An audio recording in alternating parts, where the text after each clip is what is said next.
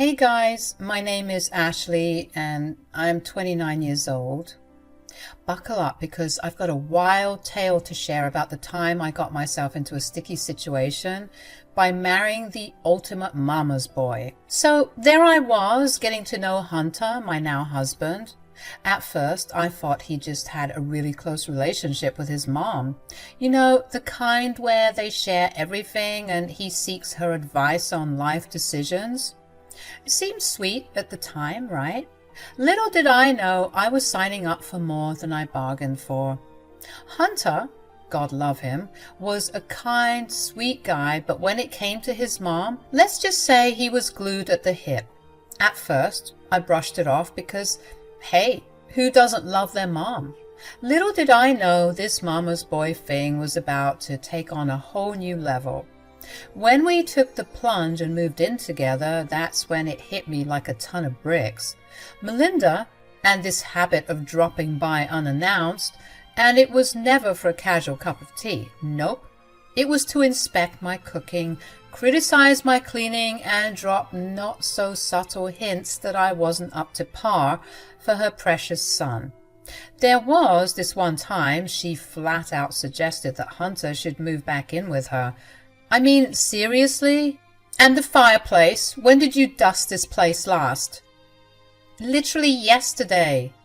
So why is it so dusty? Please show me where the dust is, because at this point I think you're seeing things. Mom, our place is clean. We do a good job. We take turns cleaning, obviously. Ha. How pathetic. If Hunter was with me, I wouldn't let him lift a finger. He's my precious baby angel. How could he do any household chores? Hunter? Seriously? Yeah, I mean, it's true. She wouldn't make me do any of this. Wow. Make you? I know your mom is always kissing your ass, but doing housework is always a team effort. Ugh. Are you going to let her talk to you that way? You know what? You're better off moving back with me. What? She clearly doesn't care about you. You need to come back to me. So after Melinda said that crap about wanting Hunter to move back in with her, I was seriously on the fence about continuing this relationship.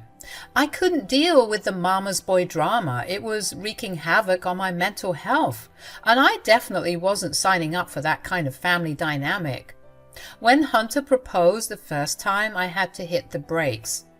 There were way too many red flags, and we needed to sit down and have a serious talk. He took the rejection like a trooper, and we decided to take a break to figure things out. We promised to reconvene and hash out the details at a later time. When the time came, I laid it all out for him. I spilled my concerns about his unhealthy attachment to his mom, how it was making me uncomfortable, and that we needed to set some boundaries if we were going to make this work. I flat out told him that if he continued to be weird with his mom and act like the super obsessive mama's boy, as well as excusing his mom's weird behavior, then I couldn't be with him. Surprisingly, Hunter had a moment of clarity. I think our time apart had also knocked some sense into him. I realized he didn't want to lose me, and he agreed to put some distance between himself and his mom, and agreed with my boundaries. Now, Melinda wasn't too thrilled about this new arrangement. She even threatened not to come to our wedding if Hunter dared to enforce those boundaries. We tried to reason with her, but she took it super personally that I told her son to cut the umbilical cord. The texts I got from her were nasty, wishing all sorts of bad things my way just so she could have her baby back. But I stood my ground. I told her that she should be happy for her son, that he'd found someone to love. Maybe she thought he'd need her forever, but it was time for a reality check. Our wedding day arrived, and surprisingly, Melinda made an appearance, but her body language screamed displeasure. She refused to take pictures, avoided the food, and sat in a corner sulking while everyone else was turning up and celebrating. Frankly, I would have preferred if she hadn't shown up at all with that attitude. Her behavior got on my nerves, and it worried Hunter too. He still cared deeply for his mom, and seeing her like this bothered him. It was understandable. Our wedding might not have been the picture-perfect dream, but it was a good day overall. On our wedding night, Hunter and I had a heart-to-heart about everything. He showed me his genuine concern for his mom, admitting he'd never seen her act this way. It was then I decided I needed to make an effort to mend bridges. Hunter was excited about the idea, hopeful that things would work out. Little did we know what was in store. "Don't worry, everything's going to work out just fine." "Thanks, babe. I'm sure she'll appreciate the effort." "Let's hope so." After a couple of weeks, I decided to reach out to my mother-in-law for a heart-to-heart, and to my surprise, she was somewhat receptive to everything. While she wasn't jumping for joy, she didn't look like she wanted to gouge my eyes out either, so I considered it a win. I told her that I didn't appreciate how possessive she was over her son, and how it was affecting our relationship. She seemed to understand where I was coming from when I asked her to put herself in my shoes, and I was so glad at how well she was taking everything. She then told me that for the longest time it was just her and Hunter. Their dad was out of the picture when Hunter turned 5, and so sometimes she doesn't know how to let go when she needs to. I was so happy because we finally seemed to find some middle ground. She promised to try and keep the peace with me, and I promised the same. I appreciated her effort, and for a brief moment I thought we were on the path to a normal relationship. Oh, how wrong I was. Her niceness only lasted about a month. A month! Slowly but surely, she began to be passive-aggressive towards me. She'd invite Hunter out and exclude me, whereas before, she'd happily take both of us to her favorite cafes and restaurants. It was starting to grate on my nerves, so I decided to talk to Hunter about it. "Hunter, I've had it up to here with your mom." "I know. She said that she'd do better, but these things take time." "I know that, but I think it's deliberate. I mean, she was actually being nice for a month, so she can be nice. So why change all of a sudden?" "I don't know. Healing can be a journey with a lot of bumps on the road, you know. Just be a bit more patient with her, please." "Fine. I've been chatting you up to her, you know. I've been telling her about how amazing you are. Don't worry, she's going to come around soon enough. Just wait and see." Just like Hunter told me, I decided to wait it out. I continued to hold up my end of the bargain, always being nice to her and including her in my plans, but it was never reciprocated. By the time Hunter and I were celebrating our 1-year anniversary, I was done trying to appease her. I even warned Hunter not to be surprised if I wasn't happy when she was around. It just felt so unfair, the way she was treating me. Hunter started to notice how bad it was getting, and whenever he clocked Melinda's passive-aggressive comments towards me, he would tell her to stop. She'd get really mad, accusing Hunter of disrespecting her, but he was just sticking up for me. I felt bad for him because I could see how conflicted he was feeling. But I was conflicted too. I just didn't understand why his mother was so obsessed with making me feel like crap. Then the day of our wedding anniversary came, and boy, was that a doozy. You see, Melinda made a huge point to get Hunter a specific present, but she said she couldn't get me anything. This was the last straw, and I was on the verge of fighting her. I started yelling at her, asking her what her problem was and why she hated me so much. This was the last straw, and I was on the verge of fighting her. I started yelling at her, asking her what her problem was and why she hated me so much. Hunter tried to stop me, but it was too late. "What are you talking about? Why are you yelling at me?"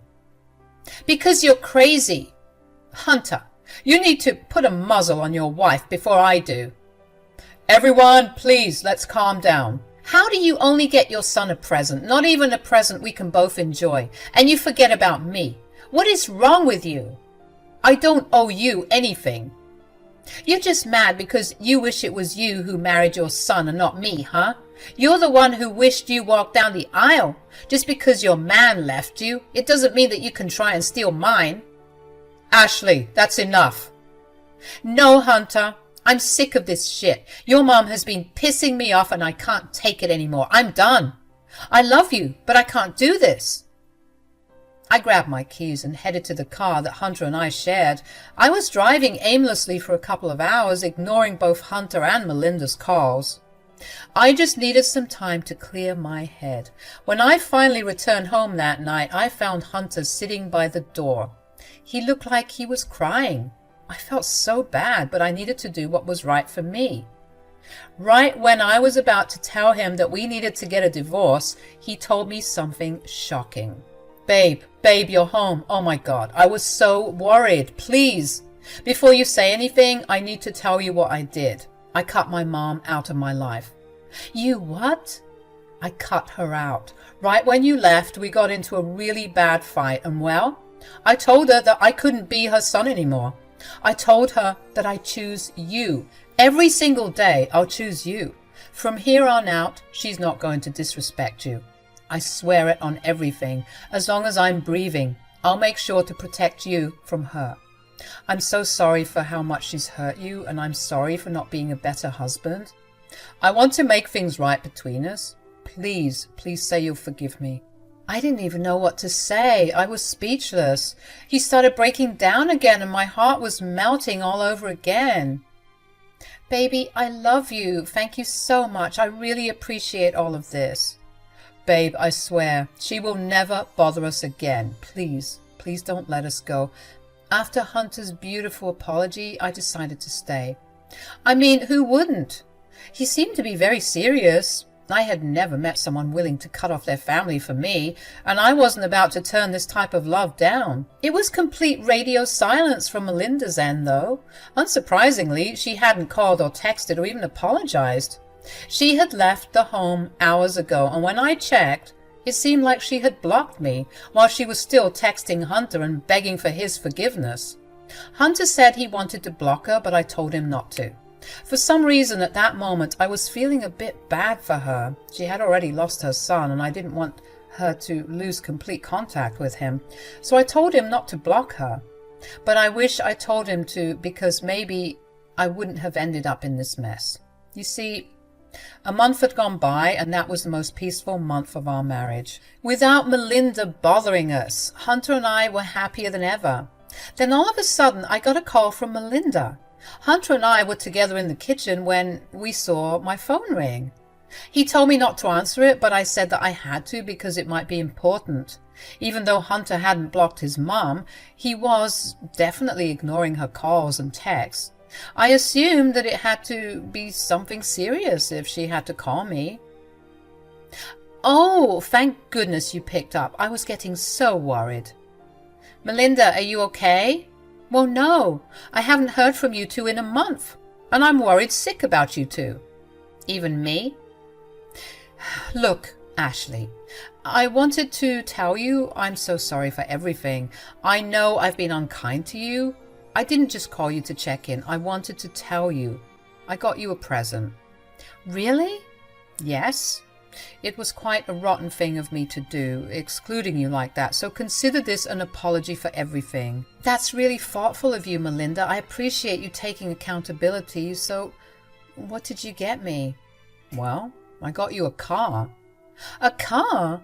Oh, Melinda, you didn't have to do that. Nonsense. It was the least I could do. You've really been patient with me when I didn't deserve it. And so for that, I think a car would do you good. Besides, it's time you two stop sharing that car. Hunter can have the old one and you can have this one. Wow, Mom. I don't know what to say. That's really big of you. Hunter? You're speaking with me? How much of this did you hear? I was here for the whole thing. I kept quiet because I wanted to see if you really had changed, and it seems like you have. You don't know how happy this makes me. We need to all sit down for some tea and catch up one of these days. Thank you for giving me another chance. Hold on, Melinda. I appreciate the gesture, like I said, but please know that all isn't forgiven and forgotten just yet. Unfortunately, you can't buy my forgiveness, but being thoughtful and getting us something we can actually use, that's a start. Of course, Ashley, I understand. Thank you so much for picking up my call. You two won't regret it. I'll make sure I'm on my best behavior. Melinda told us that she was on her way to drop the car at our house and give us the keys. And when she arrived in the Kia, I was so pumped. It was such a cute car, and she chose the orange color, which was my favorite. We chummed it up for a bit as best we could because things were a bit awkward still. Hunter and I were thanking her because buying someone a car is no small thing. She was very sheepish and cautious with everything, knowing that she was on thin ice already, so she kept the conversations calm and cute. She didn't overstay her welcome like she normally did. She even left a bit early, telling us she wanted to get out of our hair. But while she was here, she told me time and time again that I should go for a test drive. When I said that I would do it later, she was insisting I did it that moment. She told me that the car needed gas anyways and that I could just take it to the gas station real quick and come back. When I said that they should both come with me, for some reason she was saying that I should be the only one in the car. Ashley, this car is yours. You're the one who needs to break it in. I mean, you need a solo ride in it, you know. Oh, a solo ride sounds fun, but why don't we all go? We can all get some snacks at the gas station and come back here for... No, dear, don't worry about all that. You need to go, alone. Why does she need to go alone, Ma? It's already late. Why don't we do this tomorrow? Oh, come on. You don't want to drive it now. I thought you'd be a bit more appreciative. I am, trust me, but why are you being so weird about this? You know what? Forget I said anything.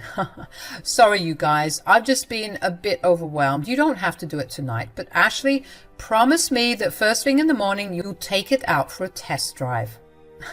For sure. I'll even send you pictures. Well then, I should be off. Already? What's new? I have some important business I need to tend to.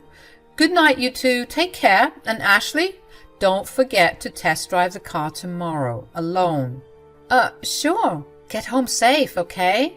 When Melinda got in her Uber and went home, Hunter and I talked about how weird she was being. I think it was all the excitement of getting a new car that made us not think about it too much, chalking up her behavior to her just being a bit awkward from how things ended last time. Although we were excited, we were both exhausted because we had super busy days, so Hunter and I agreed to go for a lovely scenic drive in the car the next day before stopping somewhere for brunch. When I woke up the next morning, I found Hunter gone. He left a note and told me that he had taken the car to get filled up on gas so that we could go straight for our lovely drive. He was always being such a gentleman, telling me that no woman should fill up her own tank, so I was used to him taking the car to get it filled up. So I was waiting for him to get back home when I got a call from him instead. Hey, babe, what's going on? Babe, we have a situation. I crashed the car. What? Are you okay? What the hell happened? I'm okay, babe. Don't worry, I managed to swerve into a tree. I wasn't going that fast, so I'm fine. Thank God for that. But what are you talking about? The same car that your mom gifted me yesterday? Yes, Ashley, keep up. I'm sorry, I'm just so shocked. I can't believe it. How did this happen? Was there someone acting crazy on the road? No, the roads were empty. It was the brakes. They weren't working. What? How is that even possible? That's not all. I checked and the brake pads are unscrewed. What? What does that mean? It means that whoever did this wanted someone dead. That's what that means. What? You can't be serious. Are you saying? Yep. And do you remember how she wanted only you to drive the car? No way. There's no way your mom would try and do that to me. I told you not to answer the call. That woman is not okay. What are we going to do? She needs to be reported for her crimes. What? You can't be serious. Ashley, she tried to kill you. Do you not see how serious this is? I hate that you're right. I'm just in so much shock right now. Let's get started. On what? On taking her down. Hunter and I decided that we needed to put that lady behind bars because Hunter was able to identify that the brake pads were loosened. We had a strong case against her, as well as all of the house camera footage of her yelling at me and treating me like crap in our home. I even took screenshots of some of our conversations so that the police could have enough evidence to arrest her. While Hunter was calling the police so that they could arrive at the scene, I was collecting as much evidence as I could. When I was done, I got in the other car and met him at the location he sent me. When I got there, I found Hunter and the police at the scene, and I told them my side of the story as well. The police told us that with all the evidence we had, as well as clearly seeing that the brakes had been tampered with, they had enough to arrest her.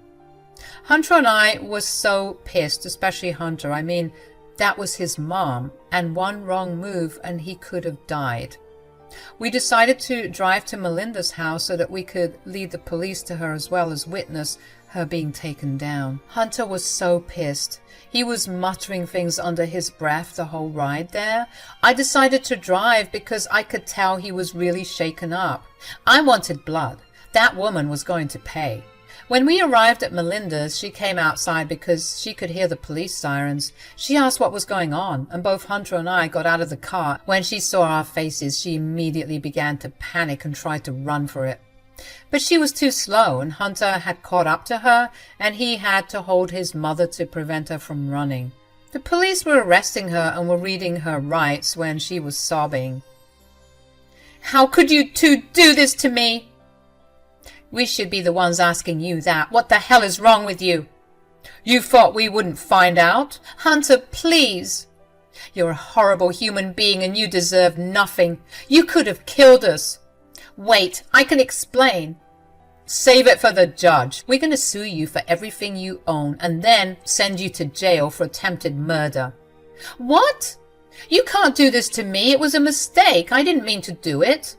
"Like I said, save it for the judge." "Hunter, please, you're not going to send your own mother to jail, are you?" "I knew I should have never let you back into our lives. You're a sick woman. But don't worry, you'll fit right in with where you're heading."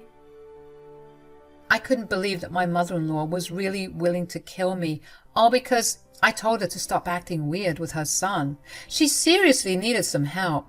I'm currently in the process of getting my money from the lawsuit, and she's set to stand trial in July, so we'll see what happens from there. She hasn't been granted bail, so every night she has to sleep on the cold, dark cell floor like the criminal she truly is. Serves her right.